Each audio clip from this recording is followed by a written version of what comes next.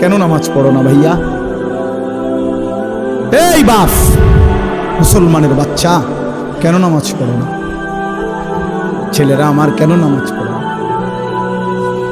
কেন নামাজ পড়ো? মালিক আর কেমনে বললে নামাজ পড়তে?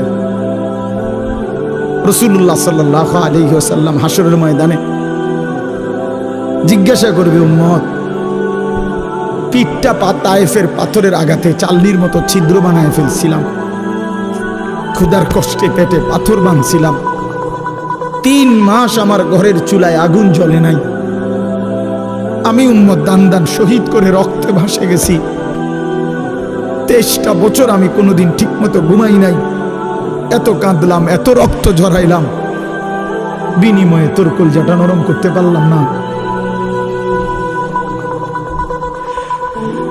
তোর দিলটা নরম করতে পারলাম না উম্মত। আমি আর কত কাঁদলে তুই আমার কথা শুনতে? আমি আর কত রক্ত ঝরাইলে আমি নবীর কথা মনে পড়তো? বলে কি বলবেন ভাই? বলে কি জবাব হতে পারে তখন? আল্লাহ আল্লাহ আমাদেরকে বুঝ দান করেন। হযরত মাওলানা ইয়াহইয়া ইউনুসী দামাত বারাকাতুহুল আলিয়া, মাওলানা আপনাদের সামনে এতক্ষণ পর্যন্ত গুরুত্বপূর্ণ কথা বলতেছিলেন।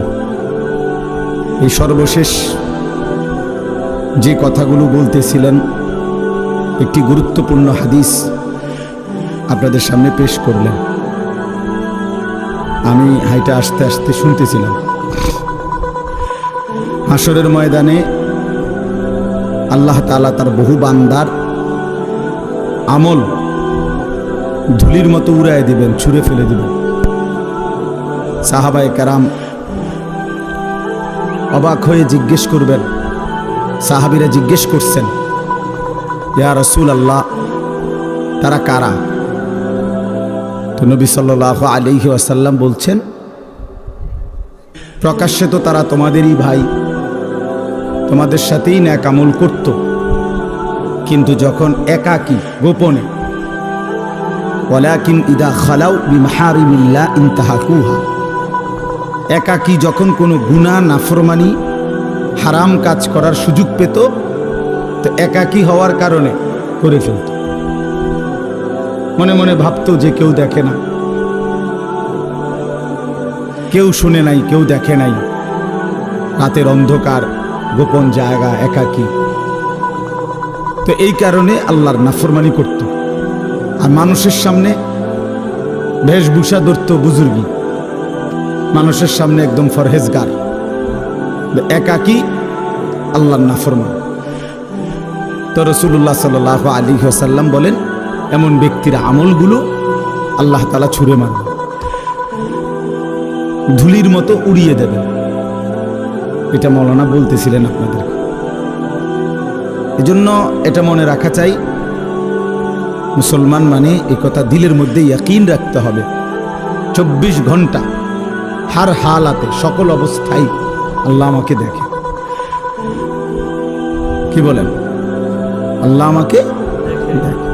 আলাম ইয়ালাম বিআন্নাল্লাহা ইয়ারা, আল্লাহ তাআলা বলে, বান্দা তুমি কি জানো আমি কিন্তু সারাক্ষণ তোমাকে দেখি, সারাক্ষণ, রাতেও দিনেও, অন্ধকার অমাবস্যার রাতেও, পূর্ণিমার চাঁদের আলোর নিচেও, একাকীও গোপনেও প্রকাশ্যেও, সর্বাবস্থায় আমরা আল্লাহ তাআলার ইহাতা, আল্লাহ তাআলার বেষ্টনীর বাহিরে যাওয়ার কোনো সুযোগ আমাদের নাই। কোরআন শরীফে আছে, আল্লাহ তাআলা বলেন, ইয়া মা'শারাল জিন্নি ওয়াল ইনস ইন ইসতাতা'তুম আন তানফুযু মিন আকতারিস সামাওয়াতি ওয়াল আরদ ফানফুযু। সূরা আর রহমানের মধ্যে আছে। আল্লাহ তাআলা বলেন, হে জিন এবং মানুষ, যদি নাফরমানি করতেই মন চায় তো আমি আল্লাহর আসমানের সীমানা, জমিনের সীমানা ছেড়ে দাও, আমার সীমানার থেকে বেরিয়ে পড়ো, দেখো পারো কিনা। আল্লাহ তাআলা বলে, লা তানফুজুন ইল্লা বিসুলতান, আমি ক্ষমতা না দিলে কেউই নিজের যোগ্যতায়, নিজের ক্ষমতায় আমার সীমানা পার হইতে পারবে না। বুঝেন না? পারবে? আমরা আসলে পারবো না। এভাবে বহু আয়াতের মধ্যে আল্লাহ তাআলা কোরআনুল কারীমের কথা বারবার বলছে, বান্দা তুমি আমার বেষ্টনীর ভিতরে, লাকাদ আহসাহুম ওয়া আদ্দাহুম আদ্দা।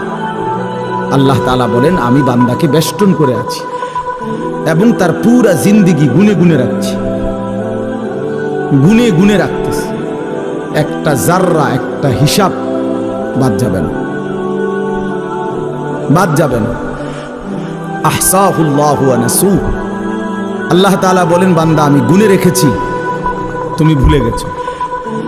তোমার হয়তো মনে নাই তোমার পুরা হায়াত, আমি আল্লাহ তাআলা হিসাব করে রাখছি। হাসি দিছো কয়টা, কাঁদছো কয়বার, হাত উপরে উঠাইছো কয়বার, নিচে নামাইছো কয়বার, অক্সিজেন গ্রহণ করছো নিঃশ্বাস কয়বার, আবার ছেড়ে দিছো নিঃশ্বাস কয়বার। আল্লাহ তাআলা বলেন সব আমার ফেরেশতা হিসাবের মধ্যে লিখে রাখছে, সব হিসাব। এজন্য বাপ, এটা বহুতই জরুরি বিষয়। নিজেরে বুদ্ধিমান ভাবতে নাই, নিজেরে চালাক মনে করতে নাই। পৃথিবীর সবাইকে ফাঁকি দিলে কি হবে? আল্লাহকে ফাঁকি দেব কিভাবে? আল্লাহকে ফাঁকি দেব কিভাবে? আর বিচার তো আল্লাহ করবেন, ফায়সালা তো আল্লাহ করবেন।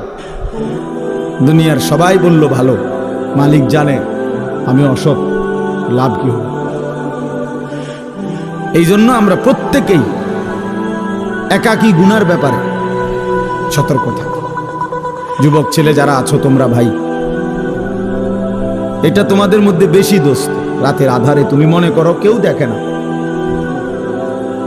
এই জন্য তুমি সারা রাত মোবাইলের মধ্যে নাচ গান ছবি দেখো। দোস্ত আমার, মনে রাখো যে মালিকের চোখ দিয়ে দেখতেছো সে মালিক তোমারে দেখে। যার হাত দিয়ে মোবাইল চালাচ্ছ তিনি কিন্তু দেখেন, তিনি দেখেন। ওয়াকাফা বিদুনুবি ইবাদিহি খাবীরাম বাসীরা। আল্লাহ তাআলা বলেন আমার বান্দার সমস্ত গুনার হিসাব রাখার জন্য আমি আল্লাহ একাই যথেষ্ট, আমি একাই যথেষ্ট। তুমি দেখবা আমি আল্লাহ তাআলার কাছে হাসরের ময়দানে যখন তোমার আমলনামা দেয়া হবে, নিজ চোখে তুমি দেখবা লা ইউগাদিরু সগীরাতান ওয়ালা কাবীরাতান ইল্লা আহসাহা। আল্লাহ তাআলা বলেন বান্দা নিজেই বলবে আল্লাহ ছোট কিংবা বড় আমার জীবনের কোনো কিছুই তো এই হিসাবের খাতার থেকে বাদ দেয় নাই, সবই তো উঠায় ফেলছে। কারে দিয়া লেখাইলে? একটা বিন্দু, একটা নিঃশ্বাস, একটা হাসি কান্না, ভালো মন্দ কিছুই তো বাদ দেয় না। এইভাবে নিখুঁত আমলনামা তৈরি করছে ফেরেশতা। এই ডান